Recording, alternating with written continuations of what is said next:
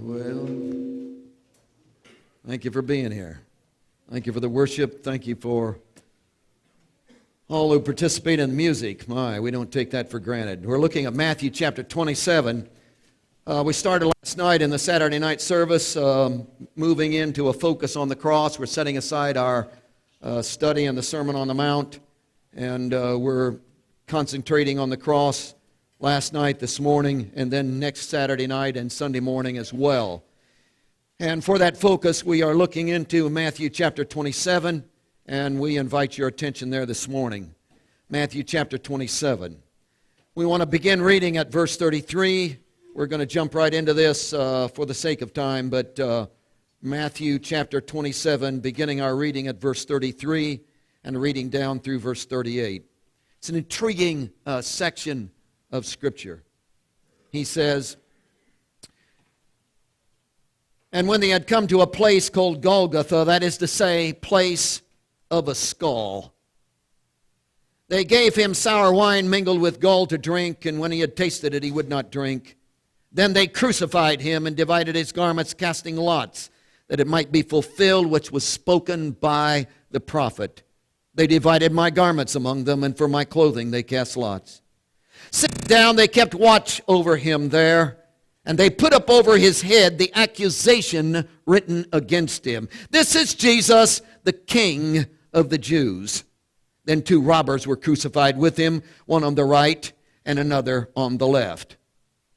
We're into the saturation process, the idea of taking a passage and just beginning to look at it and live in it and soak in it and see where it goes and what God is trying to say in that Scripture, seeing it in context, seeing it in its flow.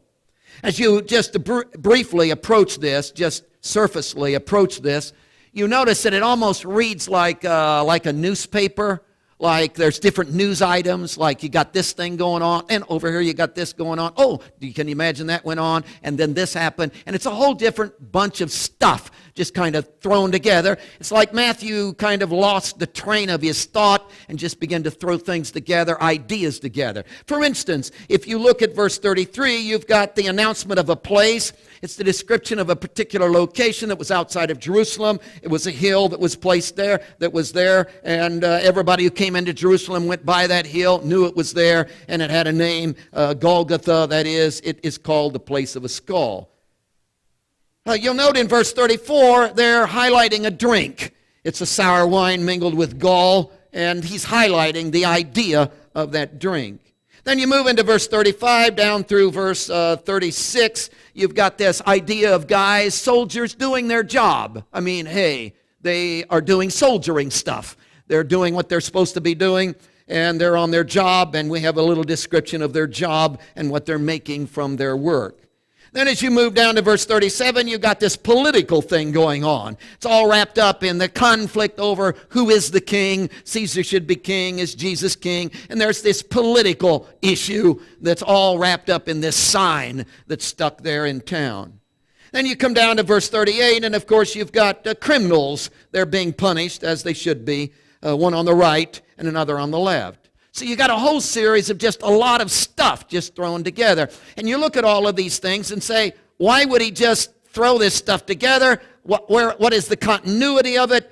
What pulls it all together? And of course, you're way ahead of me. Every single thing that's being done in this passage is being done right here in the presence of the cross.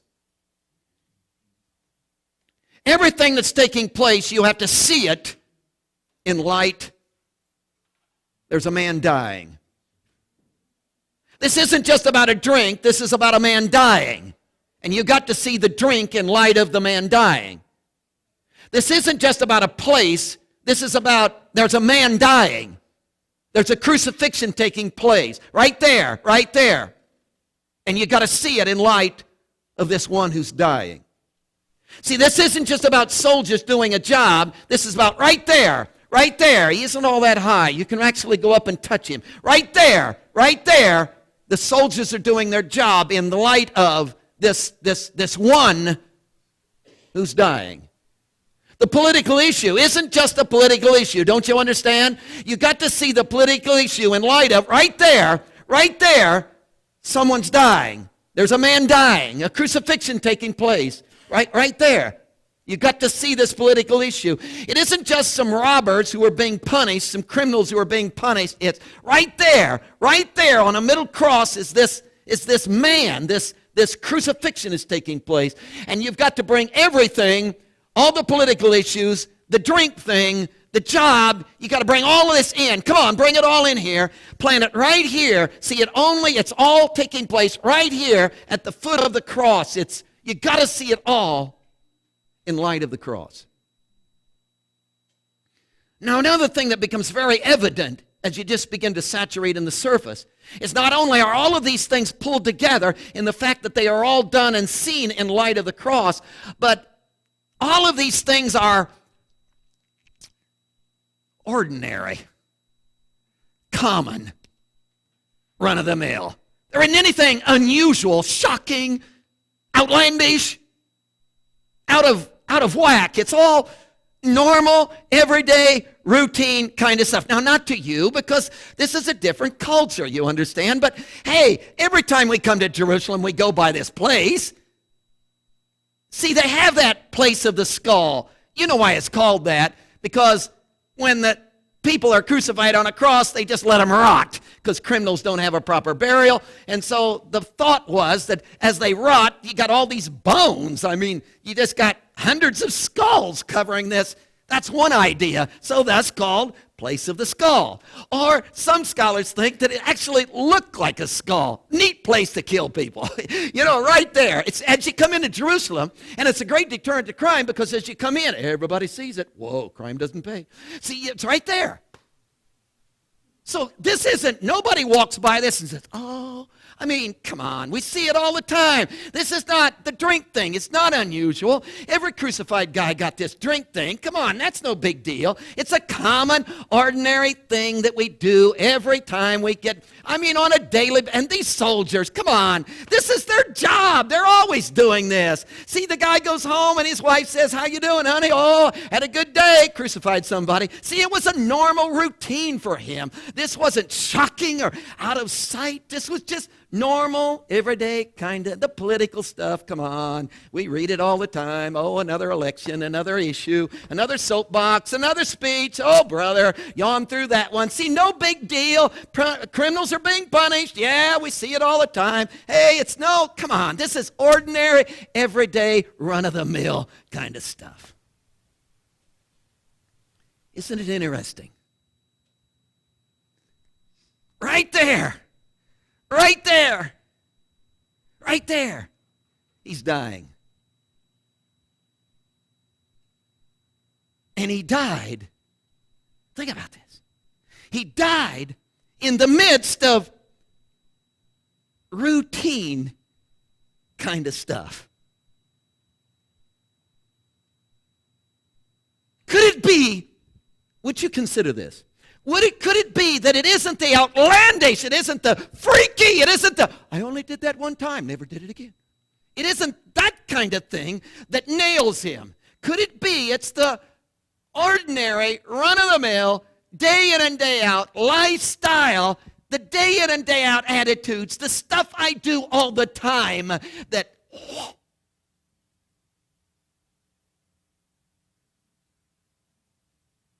would you, come on, bring your routines. Well, I always do that. Well, that's just the way I am.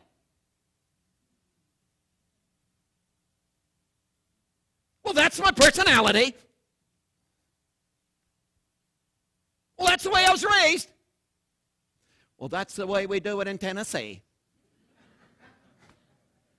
Would you bring it in here? And you got to see it.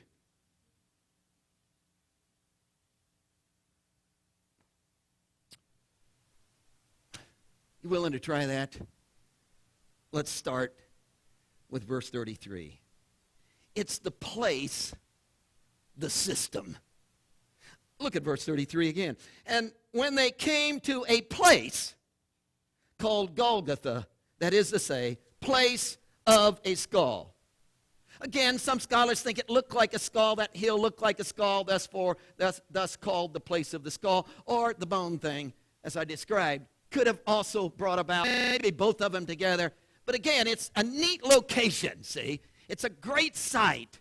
Because if you want to stop crime, you got to have a deterrent to crime. And so you crucify him right there, and everybody that goes by says, oh, crime doesn't pay. See, it's a place.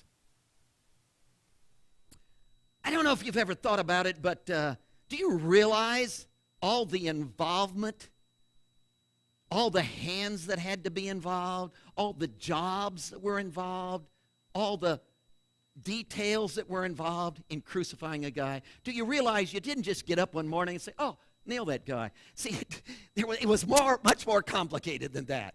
Do you realize that there was a whole system that was put in place, and this system operated in hundreds, I don't know, maybe not that many, but many, many hands were involved in pulling off this system. So when a guy is actually nailed to a tree and crucified right there, wow, a lot of people have done a lot of work to get this done. It wasn't an accident. It was the product of a system. For instance, part of this system is the whole judicial system. I mean, you don't crucify a guy without laws. So you got to have the lobbyists, and you got to have the congressmen and all the law people, to write this stuff in the books. And you got to vote on it, all that stuff. And so finally you get it in the law. So you got all these committees and all this stuff going on. And finally it's all in the law. You do this, hey, we nail you. So now we got it into the law. Then you got to have a judge. Pilate in this case. He has to look at this crime and say, okay, you did this, you're nailed. Whoa. Right there. So you got to have a judge, and the whole court system has to come into play. And you got to catch the guy. So there you got all the soldiers and the police involved and that whole thing. So you got that whole part of the system. Now we got this guy. We've caught him. Now we're going to nail him. Do you realize all the system that is in place just to get this done? For instance, there's at least two kinds of crosses, maybe more. There's the X cross and the T cross. So a committee has to meet together to decide, T cross for him. So now we've decided on T cross. Got to get on the phone, call the lumber yard. Hey, we want T cross lumber down here. Can you imagine them bring X cross lumber when you want T cross lumber? And then brother, what a mess. I'll call them up again, get it down here. You got all that stuff going on. So now you got the T cross. Somebody has to be there to put it together. Carpenters. Whoa, now you got the carpenters involved. And hey, they have to have supplies. So you got a supply clerk with the supply room. And you got to have nails in the nail bin, and you got to have the hammer. Last time we broke the hammer handle. Who fixed it? Nobody. Well, we're in a mess. See, you got to have this up-to-date stuff. And you got this supply clerk who puts all this stuff together. Can you imagine walking by, grabbing for a handful of nails, because you're going to nail this guy, and there's no nails in the nail bin? What are you going to do now, see? So you got to have everything up to date. These people have to do their job. Come on, operate. And now you got the cross nailed together. You've nailed this guy. You're lifting it up. No hole. That's bad. See, you got to have a hole digger, to dig the hole, who's going to have that thing ready. So when you lift that thing up, whoa, it's in the hole. Now we're in business, see? See, there's a lot of people in the, and not every soldier can crucify. Come on, not every soldier. There is the proper etiquette of crucifixion. So you got to have an instructor, and you ought to have somebody write a manual of instructions, and the instructor has to teach it on the Saturday seminar. So soldiers who want to crucify have to go down and take the seminar, and after they've taken the seminar, they graduate from the seminar. Then their name is on the roster. Somebody has to appoint them. So you three guys get to crucify this week. So they're involved. See, their jobs hang on this. So that whole system part of it is in play. So do you see how all of these people, jobs, this whole system, just to get,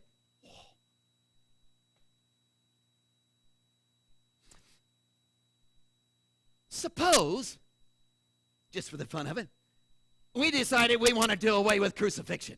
No more crucifixions. How would you get that done? Well, that's easy. Just don't put nails in the nail bin. That isn't going to stop us. No nails in the nail bin. Get some rope. We'll tie his arms. See, we'll get by that. You understand? See, it isn't just eliminate the nails in the nail bin. See, if you want to eliminate crucifixion, do you understand? Oh, this is so strong. If you want to eliminate crucifixion, you got to eliminate the whole system. See, you got to change the law, fire the supplies, sell the equipment, get rid of that hill. And the whole system has to die.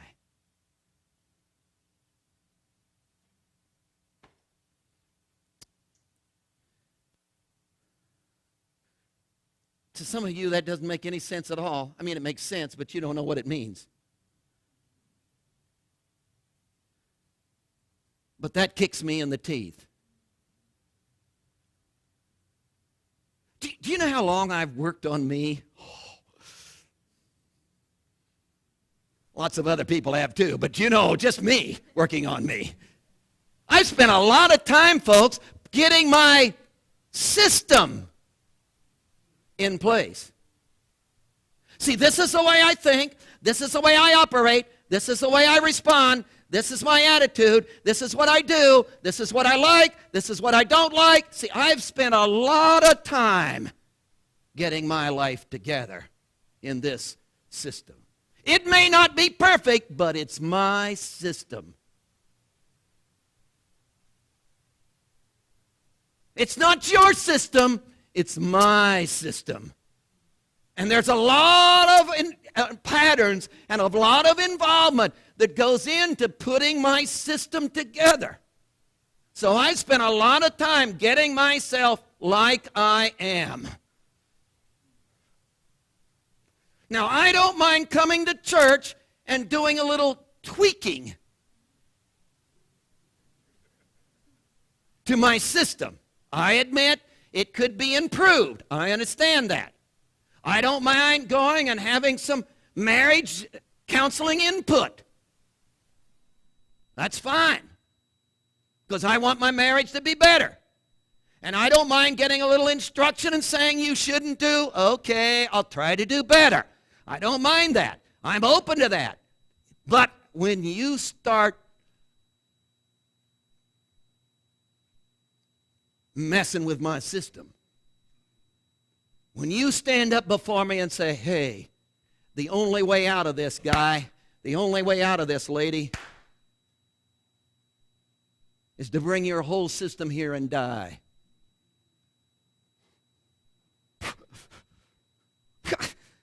I'm not, what are you talking about? I'm not gonna, after all the work I put into this. But see, that's what this is all about. It's the death to your system.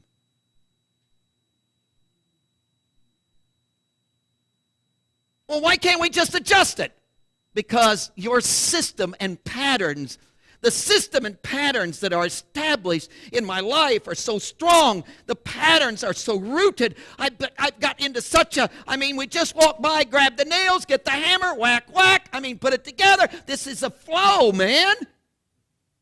And you don't just work on one little piece and, we're changing everything. No, you don't understand that the things that are in my life are a direct result of a whole system that's going on in my life. And the only chance I've got is, that God would come. This was what the cross is all about, that his death is my death. It's the death to my system that's got me where I am now. And I don't need a tweaking. I need a whole new system.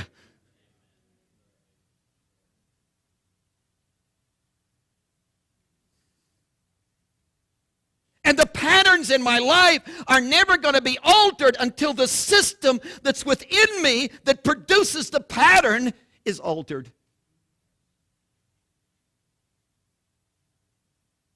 I've got to die.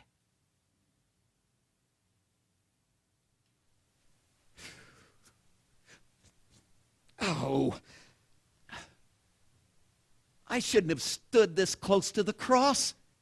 He's bleeding all over my system.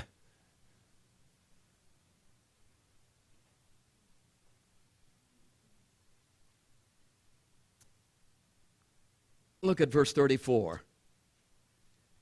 There's not only the place, the system, there is the policy, the strategy. Look at verse 34.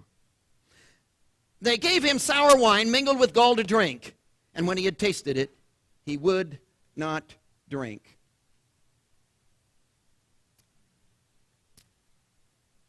Let me tell you about the drink. You need to know the history of this drink thing in order to really get the flow of this. See, the ladies' auxiliary of the first synagogue of Jerusalem got together one day. And over a cup of tea, as they were discussing ministry projects, because, see, the ladies didn't just want to meet together and drink tea and gossip. They really wanted to do something that was worthwhile. You got to admire them for that.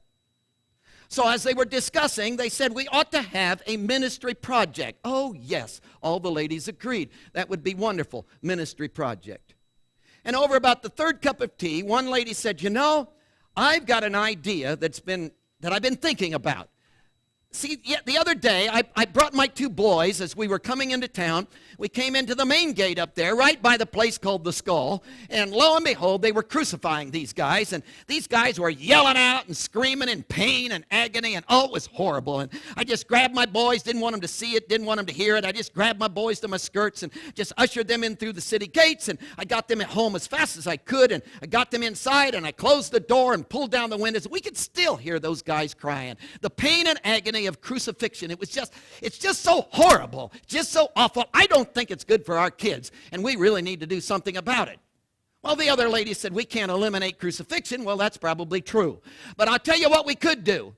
We could furnish a drink. And we could put a little drug, the gall thing, we could put a little drug in it.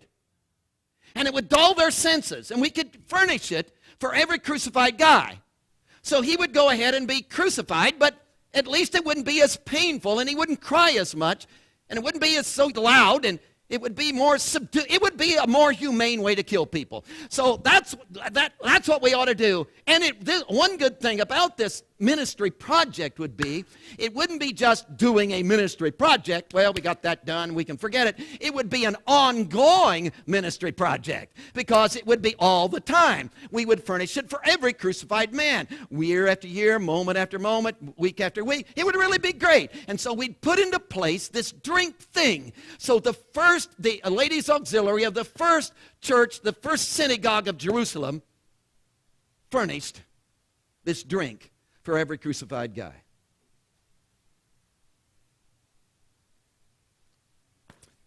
You say, well, what's wrong with that? Not a thing. Go, ladies, go. I mean, how can you criticize that? Well, you can't. Well, no, that's a good thing. I know. But bring that ministry project and put it right here with a man in a middle cross who's dying to save a world.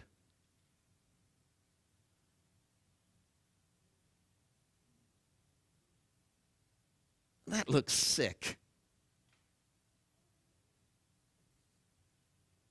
Oh, you didn't get it. Let me give you another illustration. In a town a long ways away from here, quite a while ago, there was this first church. And they just refurbished their fellowship hall, which is a good thing. And of this particular church, the ladies' auxiliary met together. And over a cup of tea, they were discussing ministry projects.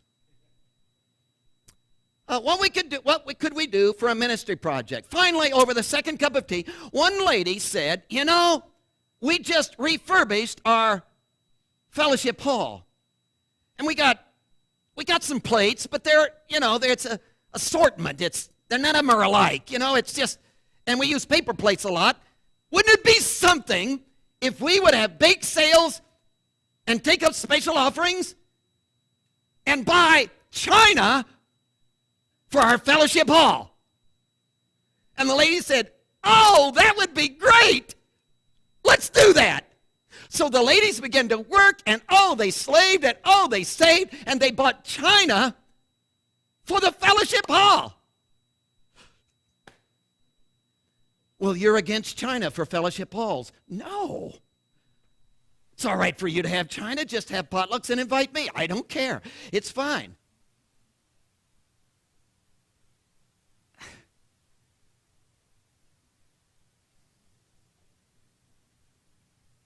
Bring that ministry project right here.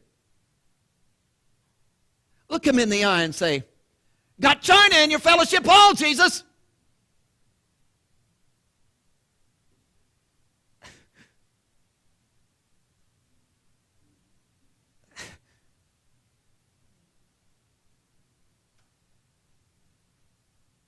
I don't think you're catching it yet. See, you say, well, listen, I, before I leave the house, I pray for at least 10 minutes.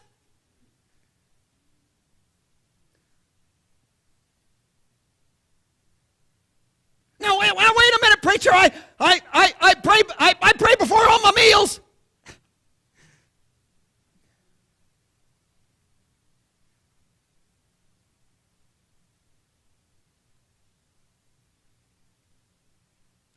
Now, wait a minute, man. I always give $10 in the offering.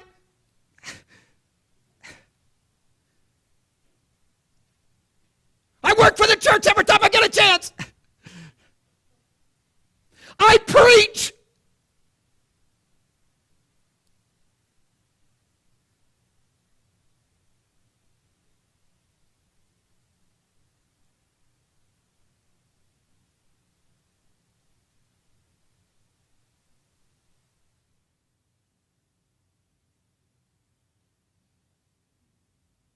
What is it? What is it that I've done that I can say, yes, I can bring it here and say, oh, you're going to be proud of me.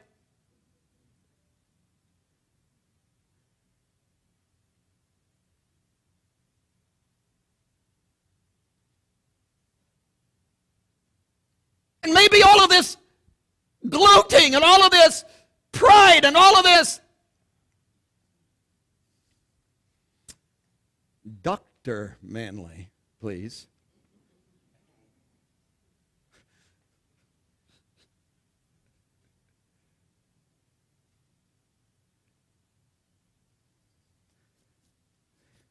Oh, I'm standing too close to the cross. He's bleeding all over my ministry projects.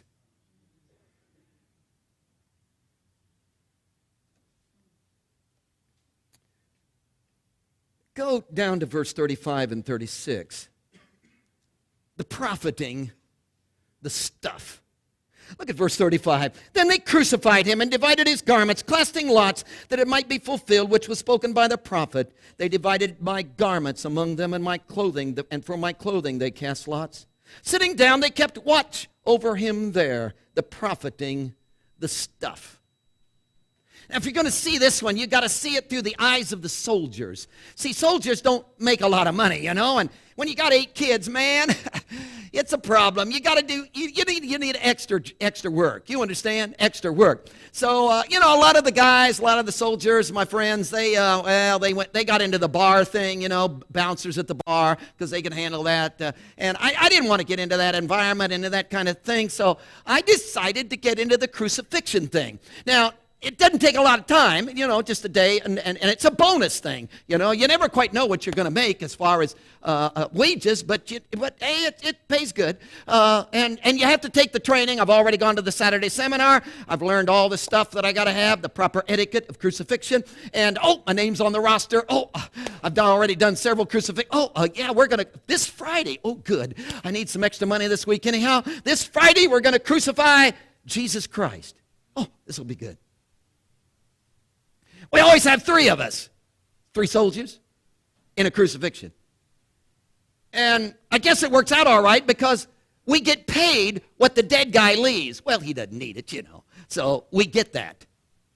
And A dead guy, the crucified guy, he always leaves three things behind. There's the headgear, there's the sandals, and there's the waist gear. And we divide it up. What'd you get the last time? Oh, the headgear. Listen, I'll take that this time. And so you sell it at the marketplace, or hey, maybe even use it. Who knows? But and sometimes it's better than other times. But oh, this Jesus. Oh, are we? Woo! The gods are good. I'm telling you, because this Jesus, he left a fourth piece. See, he left the headgear, the sandals, and the waist gear, but he left this fourth piece. And man, oh, I took one look. It's a seamless garment. Oh, you know how expensive that. Oh, a seamless garment. Oh, I looked. I gotta have that. I gotta have that seamless garment. I want that seamless garment for my wife. You know, she could make 2 dresses out of that. Oh, it'd be beautiful. She could make 5 pairs of pants for the boys. Listen, I gotta have that seamless garment. But the other 2 guys have bids on it, and you know what one guy suggested? Cutting it up.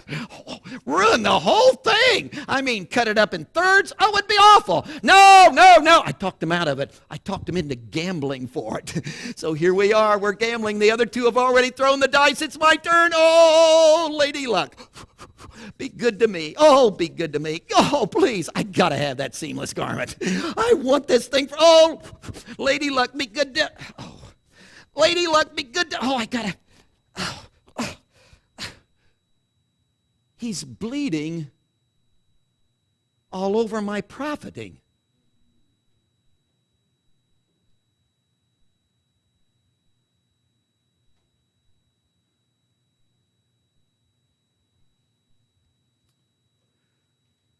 Well, are you against profiting? No. Don't you think a guy ought to make a profit? Yes. Don't you think a guy ought to have a job? Yes. Yes. Please, you work, then I won't have to. Wonderful. Wonderful. But let me ask you something. Why do you work? Well, to tell you the truth, I hate this job, this stinking job. I get up in the morning, I can hardly wait till retirement. I hate this stinking job. Why do you work? Well, preacher, you're so naive. You're just, the only reason I work, man, is money. That's sick. You work for money? That's awful. Well, why else would I work? You think I'd drag myself out of bed, get out of that stinking job, and put up with what I put up with if they didn't pay me? What else would I work if it wasn't for money?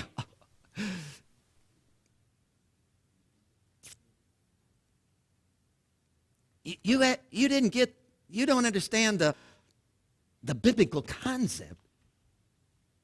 See, the whole dynamic of the early church was that God reached into a life, pulled that life out, and planted them into their vocation. And it's what was called the sacredness of every man's vocation. See, the priesthood was sacred. No question about that. But God also reached in and placed the guy in the grocery store. Woo! Sacredness of his vocation. And you know why he's in the grocery store? He's not in the grocery store to make money, to sell groceries. You know why he's in the grocery store? Because there's all these people that come into the grocery store that God wants to get through to. And he influences. He's there. He touches people I will never see. And God is strategically located.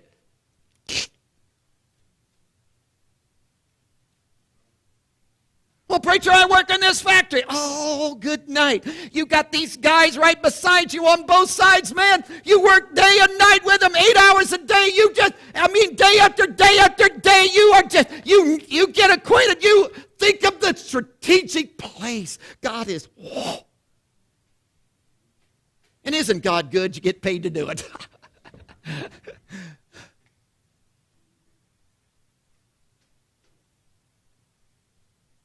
Would you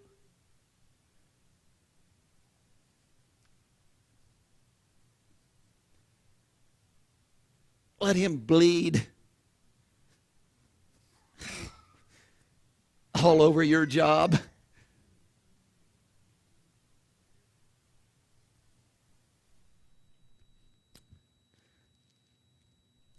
Look at this next one. It's verse 37. I'm trying to hurry. And they put up over his head the accusation written against him. This is Jesus, the King of the Jews. This is so interesting. Political issue. It's the politics, the sign. It all revolves around this sign that's nailed on top of this cross. This is Jesus, the King of the Jews. Who's responsible for that sign? Pilate. You know, he put that thing up there. See, you got to understand that the Jews surrounded Pilate. Pilate wanted nothing to do with this. You know the story. Pilate even washed his hands and said, hey, this is not my deal. I'm throwing this back on you guys. He's going to be crucified. I give you permission to do that. But hey, it's not my choice. And Pilate wanted to get out of it, knew that Jesus shouldn't be crucified, knew that he should not crucify Jesus. But hey, the Jews just pressured him. In fact, they blackmailed him. See, he was already in trouble with Caesar, and Caesar had already said something like, hey, one more time, one more upset down there, and man, I'm pulling you out of there, and you're going to lose your place. And so the Jews hung around, the leaders of Israel said, hey, we'll tell Caesar. Oh, Pilate crumbles under this political pressure. Now, get the picture. After all of this giving in and all this blackmail and finally nailing Jesus when he knew he shouldn't, and he even got a note from his wife, which really puts the pressure on you. And, you know, he's got all this stuff going down, and he knows he shouldn't crucify Jesus, but he's doing it anyhow because of this blackmail pressure stuff. He then comes to this sign and puts on this sign above the head of Jesus, this is Jesus, the King of the Jews. The leaders of Israel came and said, no, you can't put that sign up there. He's not the King of the Jews. Pilate said, what I have written, I will not. I mean, he really digs in his heels and acts like a big man. I'm not. He compromised, nails Jesus, but I'm not giving up on the sign.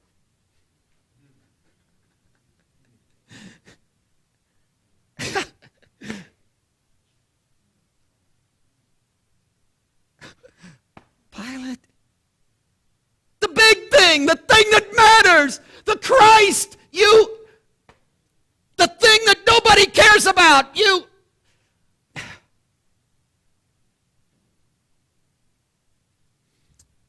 My dad was a pastor. I was just a kid at that particular time, and my dad went to call on this man. He was the town drunk in our small town where my dad was pastoring, and he beat his wife and cussed a lot, and you could hear him across town, and it was just one of those scenes. So my dad went to call on him, and my dad sat down with him and talked to this guy about Jesus, and this guy said, well, preacher, I know I ought to come to church. I know I should. I know I ought to. And hey, preacher, he said, I know, I beat my wife, and I shouldn't. I lose my temper, and it isn't right. I know. And I know, preacher, I cuss a lot, and I know that's not a good thing to do, and it isn't. I shouldn't do that.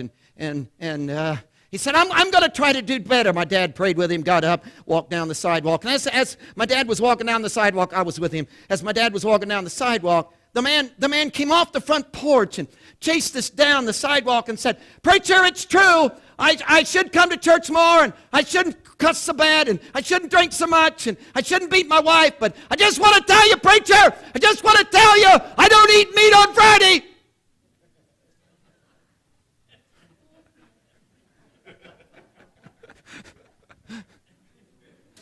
Woo!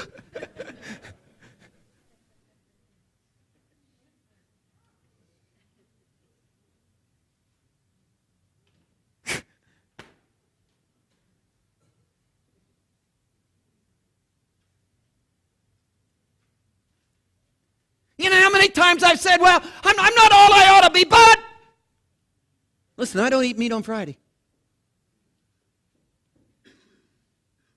Yeah, I probably should have, but wait a minute. Hey, I don't eat meat on Friday, man.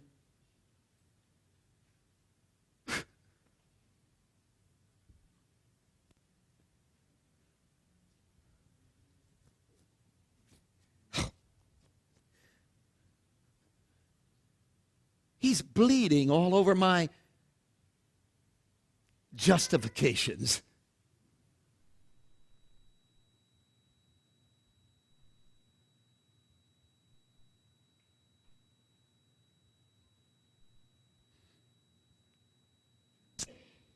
Oh, the last. Aren't you glad when a preacher says that? It doesn't mean anything, but it's good. The punishment, the solution. Verse 38.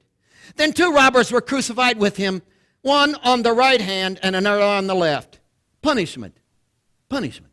Well, bless God, that's good. Punishment. Yeah, those robbers, they got caught. I know.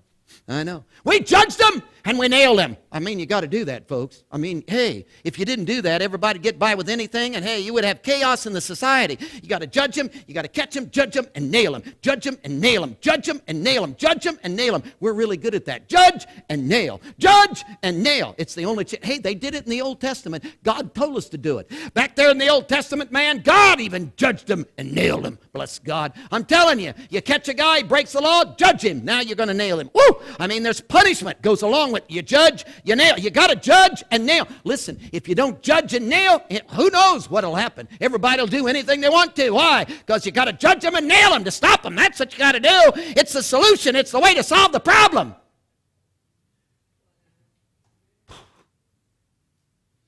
Well, think about it. You know how long we've been judging and nailing? Centuries. And when you left your house this morning, you locked it. Why? Because it's not safe. So if for thousands of years we've judged and nailed, and we still can't leave our houses without locking them, I don't think this is working.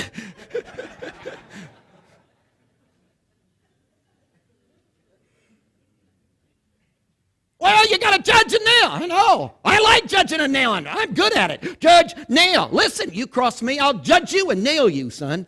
Yeah, you step on my path, judge you and nail you, boy. Hey, you get in my way, judge and nail. Hey, you go against me, I'll judge you and listen, I'm older than you are, and I've had more practice at this, and you won't get by. Judge and nail. Judge and nail, judge and nail. Well, preacher, if that isn't the solution to the problem we've got on our hands, what on earth is the solution?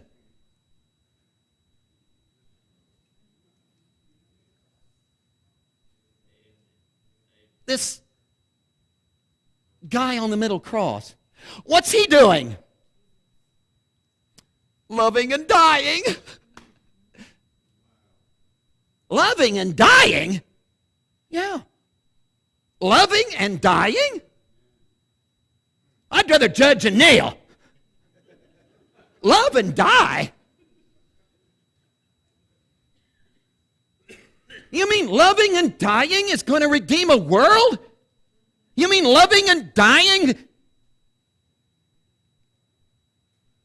goes to the depth of my heart and cuts me to the bone? You mean loving and dying will pull the rug right out from under me and bring me to repentance? You mean loving and dying, it's the goodness of God that brings men to repentance? Well, I'd rather...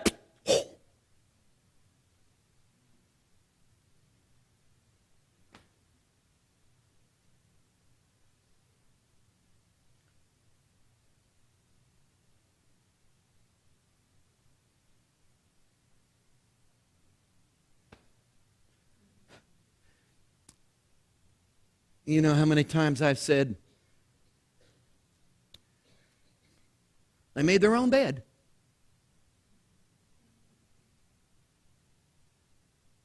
They got to sleep in it now.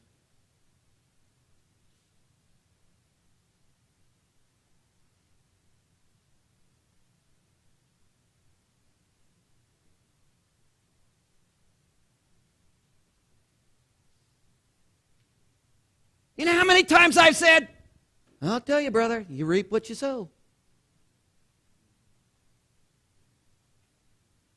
Look at him. Thief on this side, murder on this side. We got him.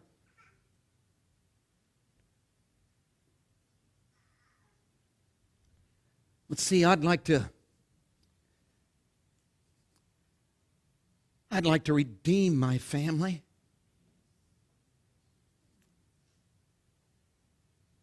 See, I'd like to be an instrument of redemption in your life.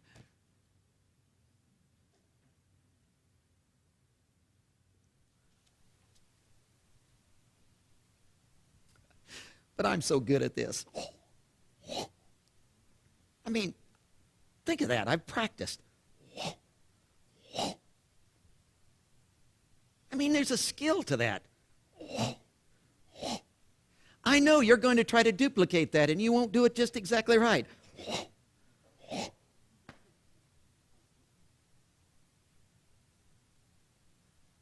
This loving and dying is...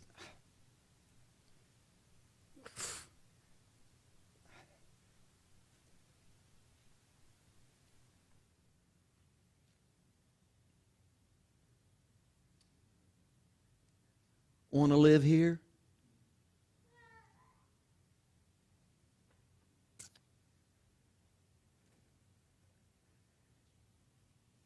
Oh, Jesus, I've been a person about my rights. I've been a person focused on what I need.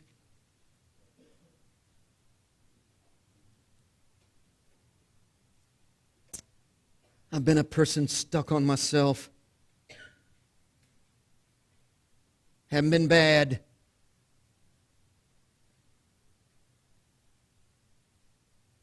Worked hard.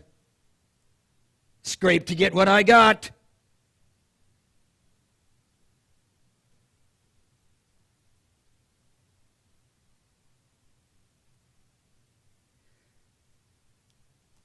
I don't know, Jesus, can I make a trip to the cross? I've been proud of my ministry projects. I've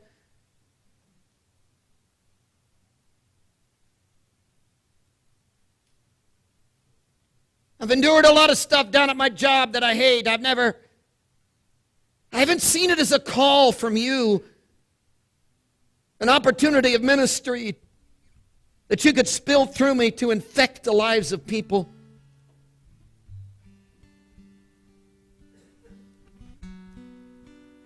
I've justified myself, God. I didn't eat meat on Friday and did something wrong and did 2 good deeds to try to make up for it, but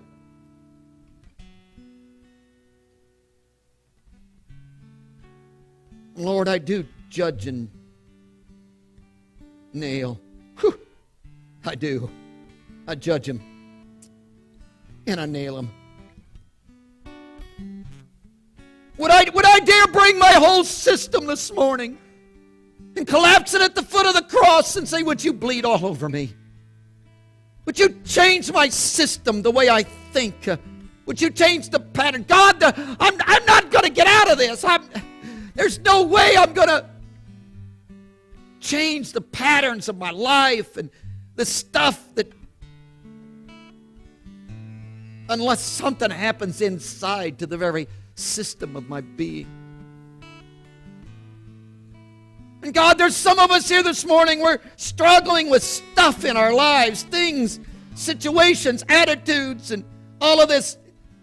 And Lord, we want to be different, and we're trying to be different, and we wish we could be different, and we want to learn the steps to be different, and we're going through all of this to be different. But God, when it comes right down to it, unless you change the core system of my life, my patterns aren't going to change. And unless I come to death, could I join you in dying? Could I lose my life this morning? Could I give myself away today?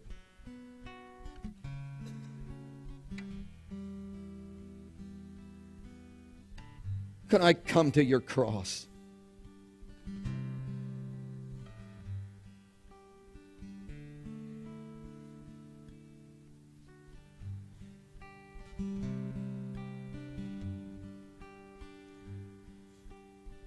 Heads are bowed. There's room at the cross for you. Symbol of the cross this morning is this altar. It's a call for you to break with yourself.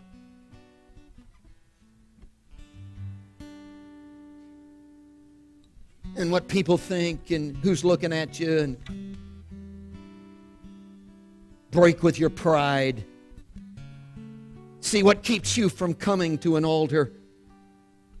You understand there's no magic at the altar. This is not a piece of wood that has some special thing about it. Just a piece of wood, man. But it's the idea of breaking with yourself. See, your pattern, your system, to break with your system. And say, wow.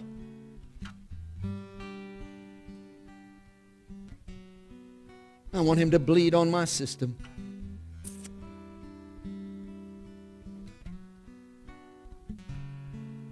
I want to join him in death. Because the only way to live is to die. Would you come? Deny yourself. Take up your cross. And join him in his death. Want to join me in letting him bleed on your